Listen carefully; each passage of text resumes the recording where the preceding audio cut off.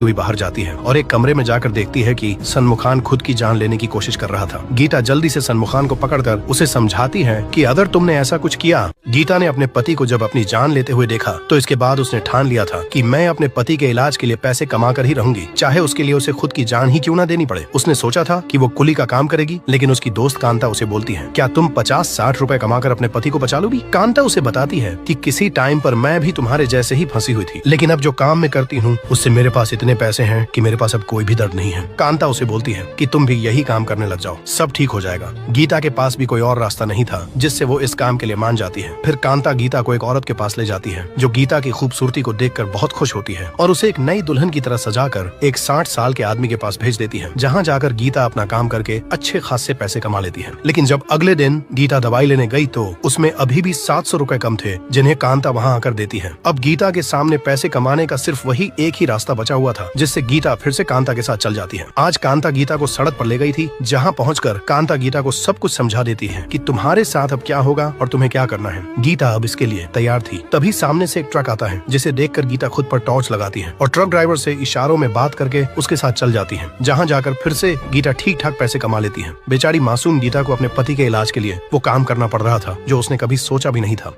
गीता को अपने पति के इलाज के लिए वो काम करना पड़ रहा था जो उसने कभी सोचा तक नहीं था। शुरू में तो ये सब बहुत अजीब लगता था, लेकिन कुछ टाइम में गीता को इसकी आदत पड़ गई थी। फिर एक दिन बस में एक आदमी एक औरत को परेशान कर रहा था, जिसे जब आगे खड़ी गीता ने देखा तो उसने उस औरत को आगे कर दिया और खुद पीछे खड़ गई। अब वो आदमी वहाँ गीता को भी वैसे ही परेशान करने लगा था। ये सब बस में बैठा हुआ विकास भी देख रहा था, लेकिन जब बात हद से आगे बढ़ गई तो गीता ने उस आदमी को एक ही जवाब देकर चुप करवा दिया, जिससे विकास गीता की तरफ को काफी अट्रैक्ट हो गया था। और जब गीता बस से उतर रही थी तब विकास ने उसकी तारीफ की। दरअसल विकास एक बड़ा बिजनेसमैन है जो हमेशा काम ही करता रहता है। उसका काम भी बहुत अच्छे से चला हुआ है, लेकिन उसके चाचा और उसके मामा हमेशा उसके पीछे पड़े रहते हैं कि तू शादी क्यों नहीं करता। उसके पास काम करने वाली आंटी भी उसे अपने घर चलने को कहती है, लेकिन वो उसे भी मना करता है। फिर एक दिन जब वो अपने मामा के साथ जा रहा था तो रास्ते में उसके मामा की बाइक खराब हो गई, जिससे विकास को बस में जाना पड़ा और उसी बस में गीता भी थी, जहाँ जब विकास ने उसे देखा तो उसे गीता पसंद आ गई थी। इसके बाद से विकास गीता का पीछा करने लगा था। उसे गीता से प्यार हो गया था, लेकिन वो इस बात से अनजान था कि गीता शादीशुदा है और वो वैसे काम करने वाली लड़की है।